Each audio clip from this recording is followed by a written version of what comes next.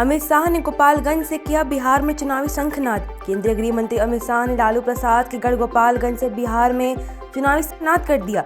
इस दौरान लालू और उनका परिवार शाह के निशाने पर रहे। पूरे भाषण के दौरान केंद्रीय गृह मंत्री अमित शाह ने लालू प्रसाद यादव के परिवार पर निशाना साधा और लोगों रैली में पहुंचे लोगों से एनडीए को मजबूत करने की अपील की। कुणाल कमारा के समर्थन में आए प्रशांत किशोर। महाराष्ट्र के डिप्टी सीएम एकनाथ शिंदे पर विवादित टिप्पणी करने के मामले में जनसुराज पार्टी के अध्यक्ष प्रशांत किशोर ने कॉमेडियन कुणाल कामरा का बचाव किया है। पीके ने कहा कि उन्होंने गलत इरादे से कुछ नहीं कहा। जहां तक मैं कुणाल कमारा को जानता हूं, उनकी कोई राजनीतिक प्रतिद्वंदित नहीं है। वह उन लोगों में से हैं जो अपने देश संविधान से प्यार करते हैं।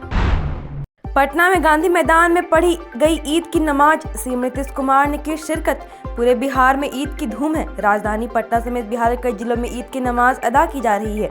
पटना के गांधी मैदान में ईद की नमाज पढ़ी गई। इस मौके पर मुख्यमंत्री नीतीश कुमार भी पहुंचे और ईद की नमाज में शिरकत की।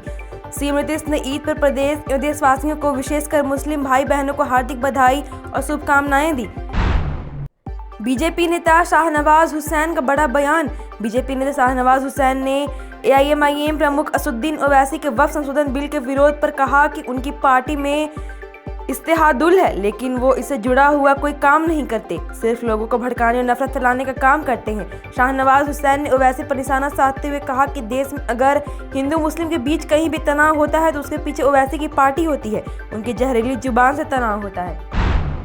सीएम नीतीश कुमार ने देशवासियों को दी ईद की मुबारकबाद। बिहार के सीएम नीतीश कुमार ने देशवासियों को ईद की बधाई और शुभकामनाएं दी। मुख्यमंत्री ने अपने शुभकामना संदेश में कहा कि पवित्र रमजान के महीने में रोजेदारों के जरिए की गई इबादतों से उनके घर परिवार के साथ साथ प्रदेश और देश में शांति और समृद्धि आएगी। मेरी कामना है कि समाज में अमन, चैन, भाईचारा पूरे तौर पर कायम रहे।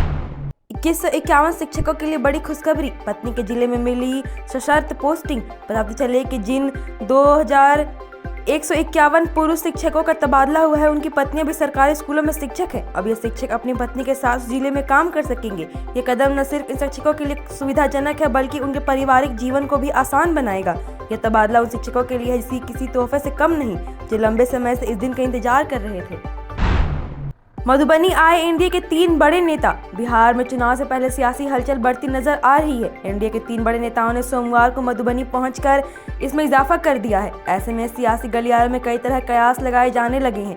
एनडीए के 3 बड़े नेता सोमवार को मधुबनी पहुंचे और इसमें उप मुख्यमंत्री सम्राट चौधरी, केंद्रीय मंत्री ललन सिंह और उद्योग एवं पर्यटन मंत्री नीतीश मिश्रा शामिल हैं।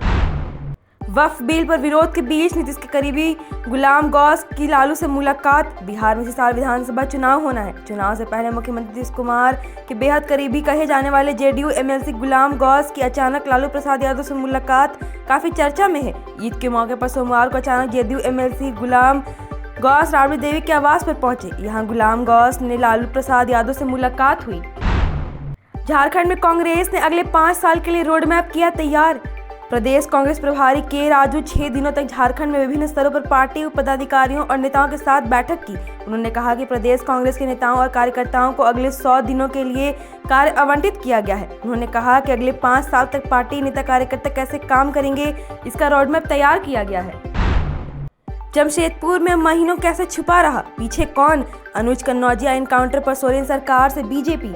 जमशेदपुर पश्चिमी के विधायक सरयू राय ने कहा कि उत्तर प्रदेश पुलिस के एसटीएफ की ओर से गोविंदपुर में छिपे मुख्तार अंसारी के शूटर अनुज कन्नौजिया का एनकाउंटर करना और इस दौरान पुलिस अधिकारी के हाथों में गोली लगना सामान्य घटना नहीं है। सरयू राय ने कहा कि जमशेदपुर पुलिस को इस घटना को गंभीरता से लेना होगा और उसके पीछे छिपे चेहरे को उजागर करना होगा, ताकि बिहार के अपराधी यहां आकर छिप न सकें और किसी वारदात को अंजाम न दे सके। रविवार को जारी बयान में राय ने कहा कि यूपी का अपराधी जमशेदपुर आकर महीनों छिपा रहा, इसके पीछे जमशेदपुर के किसी न किसी गिरोह का हाथ होगा। Thank you so much for watching this video. Don't forget to like, comment, share and subscribe.